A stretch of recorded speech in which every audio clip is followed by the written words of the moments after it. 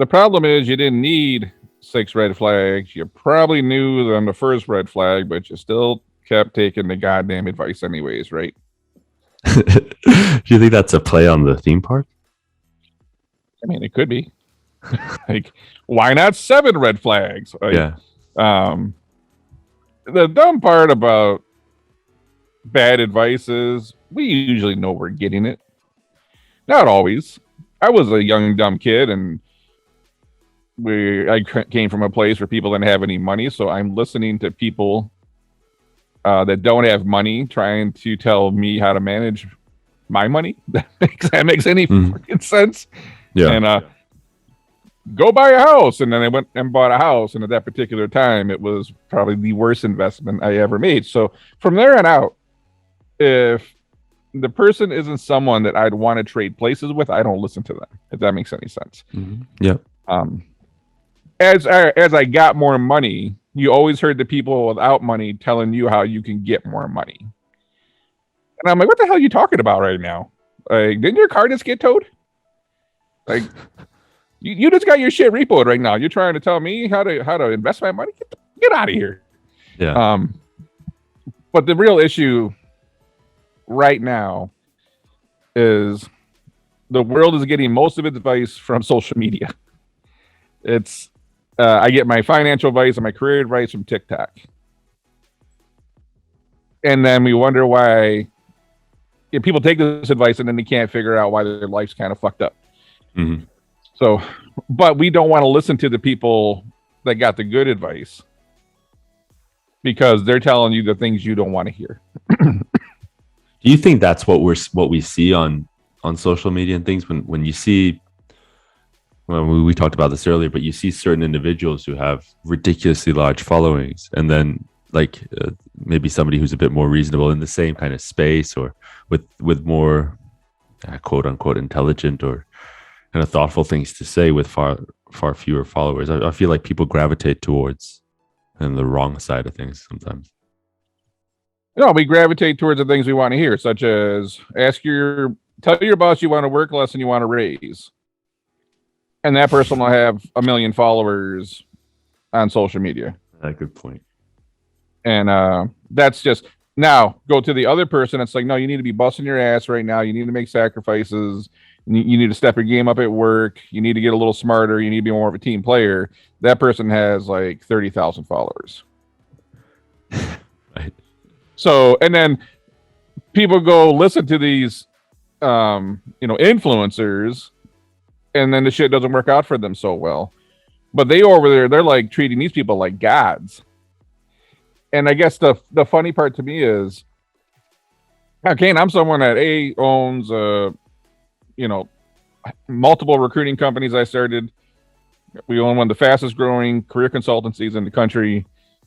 For 20 years, all I've done is talk careers with candidates and then the people that are hiring them. Yeah. From presidents and boards and on down. On top of it, I'm a startup investor. I invest in other companies. I'm the one that's signing the front of the checks.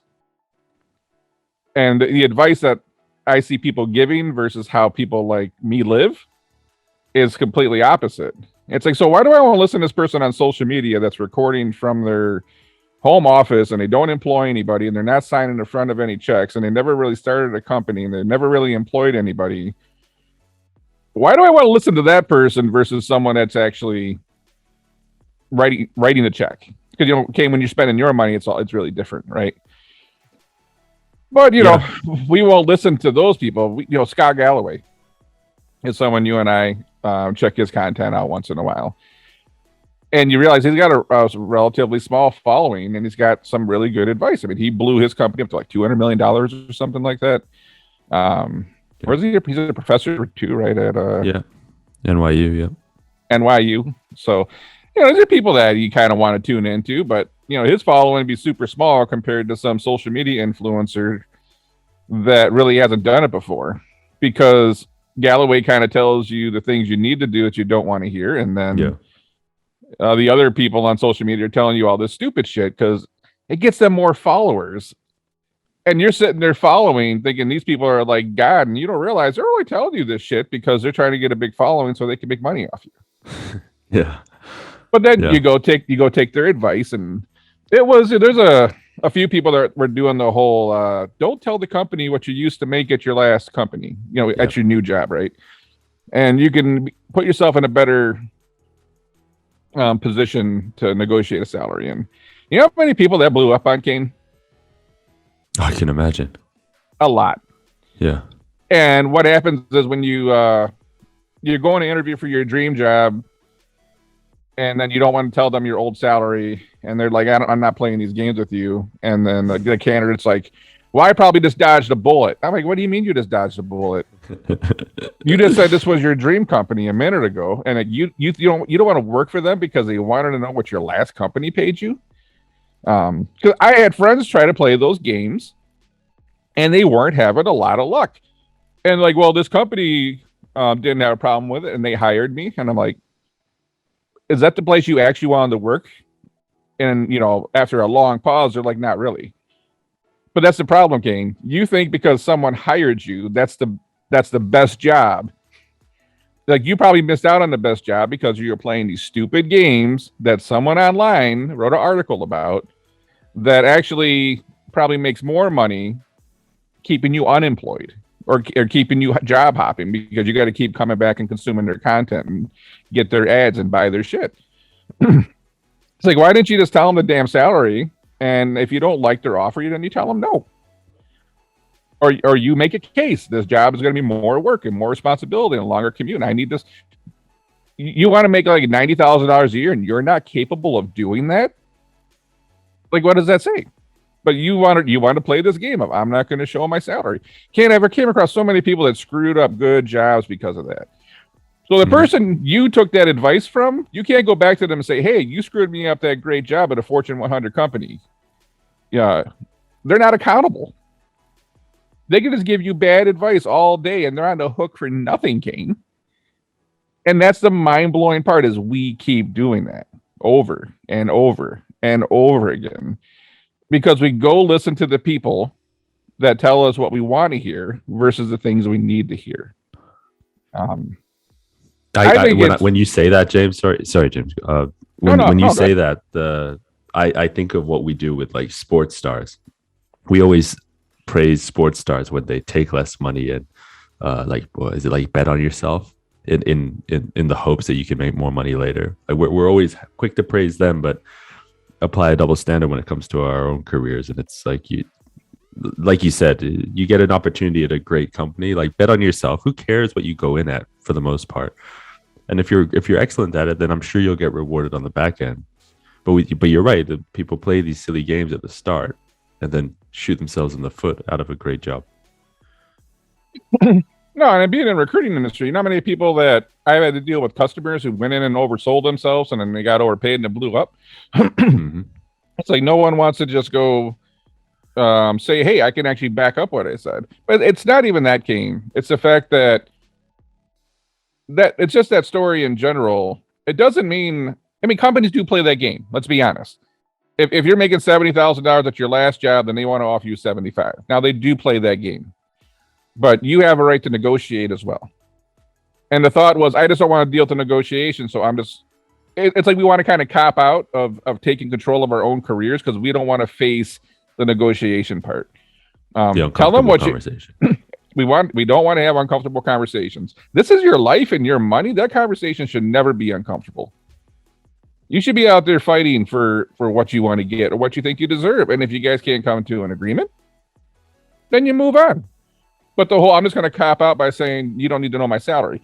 At the end of the day, Kane, if you worked at Ford Motor Company and you made $70,000, there's a high probability you are worth plus or minus 10% of $70,000. They got it pretty close. And dependent, you go to a smaller company, you might be worth less or more. You go to a bigger company, you might be worth less or more. Everyone thinks that they're undervalued. You might have been overpaid at Ford Motor Company, Kane. You might be making 70 there, but you might only be worth 55 somewhere else. Yep. But for a gauge, because you get to 2-3 interviews and you're trying to judge somebody, companies go, well, what was Ford Motor Company paying you? So they can get an idea of what your value is. If you made it at 5 years at Ford Motor Company at 70 grand, you probably are worth 70 grand. or more. Mhm. Mhm. So I'm using this case because I've had this conversation so many times, particularly with people that are in my life. And they read that article. It's like, well, I'm not gonna. They don't need to know my salary. That's personal information. I'm like, that's fine. But they were just shopping for a house. I'm like, how would you feel if you were shopping for that house and you didn't know what someone paid for it last time? Well, I gotta know. I gotta know what it's worth. I'm spending my money on it. I'm like, whoa, whoa, whoa. Let's back up for a second. Like, so you want to know what someone else paid for it, so you know what it's worth because you're worried about your money. And I'm like, so when a company wants to know your salary to know what someone else paid you because the company's got to spend the money on you, that's a problem. And then the conversation ended pretty quick, if you can imagine. But it's not even about that, Kane. I'm not here to talk about negotiating salaries and all. I'm just, they went and took some advice from some career quote unquote expert online, and they start screwing themselves up. And then they want to blame the company, and they don't realize, no, you just got bad advice from social media. So you see this over and over and over again. And I look at like the 5 or 10 most successful people I know. I'm not going to say by money, just people that are building great careers and they're climbing and they're making shit happen. None of them are playing that game. Also, none of them are getting their advice from social media. If you go to these, they'll listen to probably Scott Galloway. But if I show them some of these other influencers with 500,000 or million followers that the younger generation is taking advice from, they would be like, this is goddamn stupid, and they would turn it off. And like, well, you want to be where these guys are, but you don't want to take the advice they get. So, Kane, this is finance. This is, what do? We want to go talk to the people that tell us the things we want to hear. Go tell your boss you want to work less and you want to raise, right? And you want to work from home. And then that gets you more followers, right? No one wants to tell you the hard stuff. So what do we do in our whole life? When you have relationship problems, you go to that friend that's going to tell you, it's not you, it's all them. You're awesome. You always seek out the person that's going to make you feel better. That's going to tell you what you want to hear. We did that with the college we chose. We do that with jobs. We do that with relationships. We always seek out all sources that align with what we want to hear. Very few people want to go listen to the shit they need to hear, right? No one wants that slap in the face. Like, okay, now let's get this shit cleaned up and let's get it right. Nobody wants that. So do you not see that with Fox News and CNN, Kane? Mm-hmm. Great point. Why do those channels, why have they proliferated over the years? Because people only want to get political news from sources that are telling them the things they want to hear. Even if the other party is doing something honestly wrong, they just don't want to hear it. So I'm going to go to the news channel that is just going to align with my views, that's going to tell me everything I want to hear, and I don't want to hear anything pro the other team, and I don't want to hear anything bad about my team. And you wonder why we're so divided as a country right now. Because we are now just programmed to not consume all opinions and not to consume all the data. We only want to go consume the data that we want to hear. And can you give me an instance where shit got better when you only digest one side of the story? Yeah, I cannot. Yeah, you can't. But unfortunately, it's we go on TikTok to get our career advice. Kate, I did an interview once with it was a large state college, and yeah, we were talking about career services because we own a career service company, and this was not a freshman, they were a junior in college, I think. And they're studying to become a journalist or whatnot, and this was part of the gig to get some experience. And they're like, why would I go pay your company to write my resume or and I'm ad-libbing here. Why would I pay your company to get a resume or interview coaching and all that stuff? And we had a career services department right here in the college. And I'm like, well, who works in the career service department? And they're like, well, other students. I'm like, okay. I'm like, well, how many of those students have hired anybody before? And the phone gets kind of quiet. And I'm like, okay. How many businesses have those people started before? And then it's like kind of quiet. And you realize that you're taking advice from people that don't even have work experience. But they could not process at first the fact that, well, why would I go pay someone to write my resume? Why would I pay someone for interview coaching? Why would I pay someone for college planning? Why would I pay someone for performance improvement to help me become a better employee, to have this career? I have goals. How are you going to go take advice on interviewing from someone that's never interviewed anybody? And then it's like, well, okay, the conversation went in a different thing, but you're taking advice from people that have no experience in this shit versus, people that are certified or trained or actually have a department of people that they've managed and they've had to hire and fire and deal with the roller coasters of managing people and leading and training and developing them. Why would I listen to those people when I can ask the people at the College Career Center who've had one internship? I completely agree, James, and I think there's another layer to it too, which is incentive, right? Like addressing a few different points you made. So the career services department at a university, like their incentive is probably just to make sure that I forget what the actual term is, but like the rate at which like students get jobs is probably what they do, not what the actual job is. So I don't think they really, I mean, on the surface, they'll say that they care about where their students end up, but it's more important to them that ratio is high. And then I think of like what you said about the social media people at the beginning.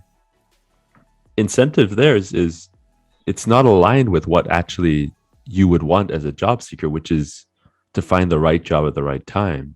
They just want to get the eyeballs. So it's all about incentives. And so then the next point I wanted to make, which was it goes back to kind of your what you said about advice, and it's something that I've been thinking about for a couple of weeks because I was trying to write something on it. But it's the idea that oftentimes I feel like the best advice you get in life is the advice you don't really ask for.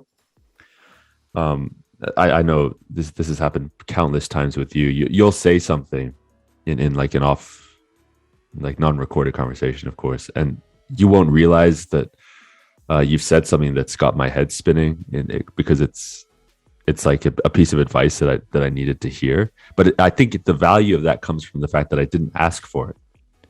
And I don't know, what do you think of that as kind of an idea? Just like the idea that the best wisdom comes from unexpected places, maybe. I mean, the problem with me is I do this shit in real time and my mind thinks really fast and I just start blurting shit out as I'm synthesizing it. And then tomorrow I'm probably going to say, I don't, should I have said that? I don't know if I even believe that. Like, I'm this person that's like, I'm allowed to change my mind if I get smarter, if I digest more information. And I might say something today and learn something tonight that changes in my mind, right? So I who knows what the hell I've said to you over the years, Kane. I'm hoping I said something that, sparked some thoughts and it was something that you weren't looking for. If, wasn't intentional, but I do believe in that because we get very defensive about everything. Mm-hmm. So when things are going wrong, or we are in this world, everyone's mind's already made up. So if you're in that conversation and someone gives you advice, you're kind of already discounting it or blocking it out. Yeah. But I can see where you're saying, like, if anybody said something and it sparked a thought, or it was an insight that you weren't looking for, but it made a lot of sense, but it was completely outside of the conversation, that might just hit home more than when we're trying to have a talk about something. Because when you're out seeking that advice, you already know what you're looking for. You're looking for reassurance. Exactly. Yep. Exactly. And I can definitely see that. My thing with the influencers, and there's a lot of good influencers out there, don't get me wrong. But in the career stuff particularly, I just see a lot of people that they have no incentive to fix your problem. Yeah. They don't exist if they fix keep this in mind, everyone listening. These people do not exist if they fix your problem. I don't know why people can't figure that out. they keep you down so they can sell you the up. But that up isn't really the fix, right? It's like politicians, Kane. If they actually fixed all your problems, you'd have no reason to vote for them anymore. This is why nothing ever gets done. Mm-hmm. I don't know why we're this is the most educated this world's ever been. I mean, this is the most access to information we've ever had. But we're too fucking stupid to see that. Nobody really wants to fix the problem because it makes them obsolete. So when you see these influencers that aren't really hitting you with the shit you want to hear or need to hear, it's because they wouldn't exist. It's they need those people that keep coming back and digesting that stuff. They need your life to be in fucking shambles. They need your life to be in chaos. They need you to. They need you to need them. So they're never going to give you the truth on like this is how you get your life straight and right and get it on the right path, and this is how you get everything fixed up and get it moving. They just tell you things to make you feel better about yourself, or they tell you the things you want to hear. And that's how they keep their subscriber rate growing. Yeah. What's that saying? Like if something's free, you're probably the product. No doubt. Yeah. So I find it funny because I've gotten in these arguments with so many people over the years. And it's like I'm not even arguing with people anymore that don't sign. If you don't sign in front of a check, I'm not arguing with you. It's really hard to argue people that never sat in a seat. Everyone can be an armchair general, right? And that's what we do. We sit back on social media and we make big bold statements on things that we have no experience with. I just, for the people listening to this, like, you think about who's speaking into your life, right? Where are you getting your advice from? A lot of times we just get advice from people that are friends or family, and we trust them because they're friends or family. But if you look at their own life and say, I don't want to listen to you. Going back to my dumb ass, where I grew up, listening to people that couldn't even pay their fucking car payments on time and trying to give me financial advice. From that time forward, I took no financial advice from anybody. I went down to Barnes and Noble and I sat there and read every investment stock and money management book I could get, right? I'm not taking advice from people that aren't on my same level at something. I'm not taking advice from people I wouldn't want to switch places with in life. I try not to take in the business world. I'm not looking for advice from people that don't sign front of checks. I can't listen to someone that's like, this is how you need to manage your business. I'm like, well, what do you do? And they're like, well, I'm a bank teller. And I'm like, yeah, I want to see you navigate three recessions and a pandemic and keep your businesses, plural, running for 20 years. No, thanks, man. I think that's cool. You took business 101 at community college. But it's like society has this thing of everyone's got all the answers to everything. It's like I go into kind of shit like I got answers to things that I have experienced and succeeded at, and everything else I don't know shit. But the last thing you want to do is go try to get advice from other people that don't know shit. So, yeah. It's probably detrimental to your life. I don't know. But the same thing. I'm gonna get my relationship advice from Instagram. How's that working out for you? I'm still single. Okay. How's that stock advice working from TikTok? I haven't seen you post in a while about your gains. How's the stock advice coming from TikTok?